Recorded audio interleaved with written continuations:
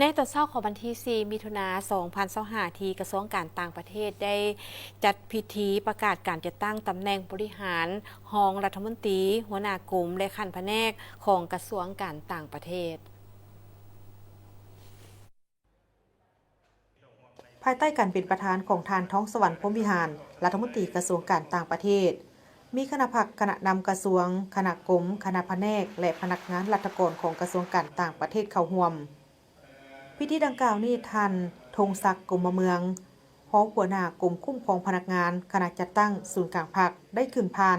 ดำรัสของนายกรัฐมนตรีว่าโดยการแต่งตั้งรองรัฐมนตรีกระทรวงการต่างประเทศฉบับเลขที่652/นย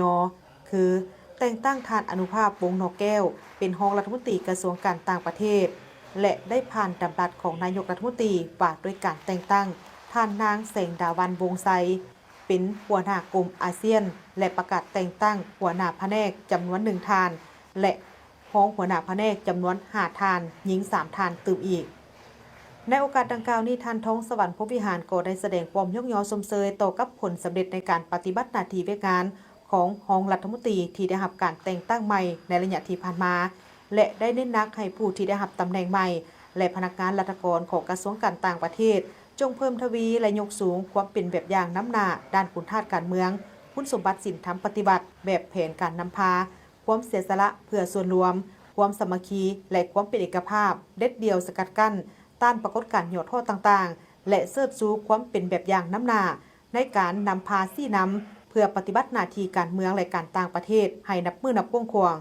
โดยเฉพาะก็แม่นการบุกทะลุการทูตป้องกันเหตุเพื่อปกปักรักษาและสร้างสรรค์พัฒนาประเทศชาติภายหลังสำเร็จพิธีประกาศการจัดตั้งแล้วได้จัดพิธีมอบสัญญาบัตรแต่งตั้งกงสุลใหญ่ให้ทานแสงมณีดารวงศ์รองหัวหน้ากรมพิธีการทูตเป็นกงสุลใหญ่แห่งสาธารณรัฐประชาธิปไตยประชาชนลาวประจำซางซาสาธารณรัฐประชาชนจีนและทานพันธวงศ์บุตรสวงศ์รองหัวหน้ากรมอาซีแปซิฟิกและแอฟริกาเป็นกงสุลใหญ่แห่งสาธารณรัฐประชาธิปไตยประชาชนลาวประจำกวางโจวสาธารณรัฐประชาชนจีนตื่มอีก